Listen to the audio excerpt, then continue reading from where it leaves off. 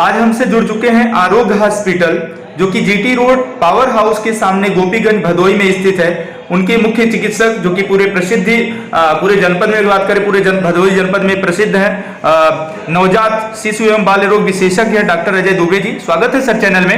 इस समय जैसा कि जिलाधिकारी ने निर्देशित किया है कि इस समय डेंगू का जो प्रकोप चल रहा है, तो उसके कारण, लक्षण और बचाव को लेकर के सर आप क्या कहना चाहेंगे?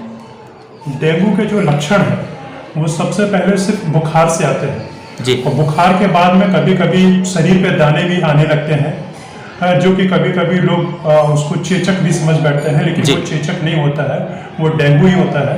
और डेंगू के जो कारण होते हैं ये मच्छर से होते हैं, जो कि अक्सर दिन में ही काटते हैं। और इस मच्छरों से बचाव करना चाहिए, कपड़े पूरे पहनाना चाहिए। अब तो ठंड का मौसम भी आ गया है, तो बच्चों को कपड़े पूरे पहना के रखेंगे तो मच्छर को काटने की जगह जो है वो कम मिलेगी। नंबर दूसरा, रात में सोते समय बच्चों को मच्छरदानी लगा के सुलाए, वो सबसे बढ़िया उपाय होता है।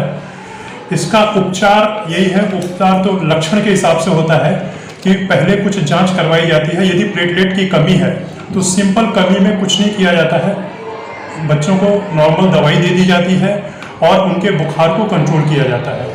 यदि प्लेटलेट्स ज़्यादा कम होती है, मतलब 30,000 से और कम होती है, तो फिर प्लेटलेट चढ़ाने की जरूरत पड़ती है। बच्चों में ऐसे लक्षण बहुत कम आते हैं कि बच्चों में प्लेटलेट चढ़ाने की जरूरत पड़े। बच्चों को नॉर्मल ट्रीटमेंट से बच्चे ठीक हो जाते हैं। सर, इस समय मौसम में परिवर्तन हुआ है, जैसा कि शीतकालीन ऋतु जो है चालू हो गई है, प्रारंभ हो गया, तो बच्चों में सर देखा जा रहा है कि इस समय तमाम प्रकार की बीमारियां, सर्दी, खांसी, जुकाम या इसको संचारी रोग के तहत, तो इसके लिए सर क्या आप कहना चाहेंगे और क्या बचाव बताएंगे?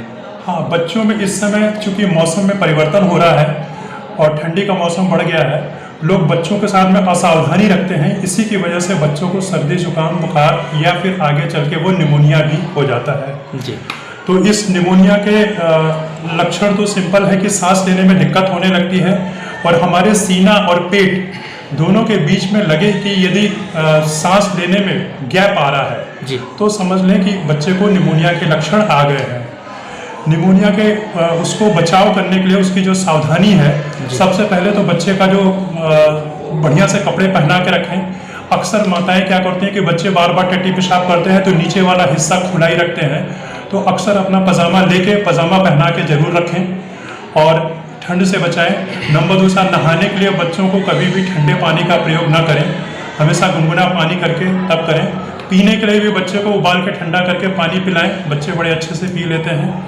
और बाकी तो जब निमोनिया ज़्यादा हो जाए तो फिर उसका इलाज उसके हिसाब से, लक्षणों के हिसाब से होता है कि कितना है। कभी एंटीबायोटिक दी जाती है, ज़्यादातर वायरल निमोनिया में बिना एंटीबायोटिक के भी बच्चे ठीक हो जाते हैं। सर, आरोग्य हॉस्पिटल नहीं, मैं काम पिछले 30 सालों से मैं काम कर रहा हूँ। 93 में आया था मैं, और अभी तक मैं काम कर रहा हूँ। और मैं डेली लगभग 12 घंटे में अपनी क्लिनिक में, अपने हॉस्पिटल में अपना काम करता हूँ। पहले तो मेरी क्लिनिक थी बस स्टैंड के पास में, अब मैं यहाँ आ गया हूँ, तो 12 घंटे अभी भी मैं काम करता हूँ। और बच्चों को ज़्यादा से ज़्यादा मैं वक्त देता हूँ, जितना ज़्यादा हो सकता है मैं उनको वक्त देता हूँ। हमारे पास में जो बच्चे आते हैं, कोशिश करता हूं कि वो यहाँ ठीक हो जाए। जो नहीं ठीक होने वाले रहते हैं उनको मैं आगे भेज देता हूं, बता देता हूं कि बढ़िया डॉक्टर के पास में आप चले जाएं।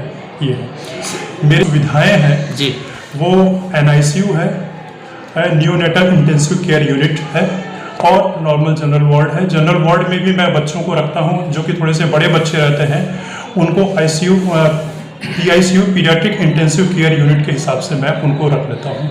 सर, अजय दुबे को डॉक्टर अजय दुबे बनने में कितना स्ट्रगल करना पड़ा? बहुत लंबा टाइम है ये।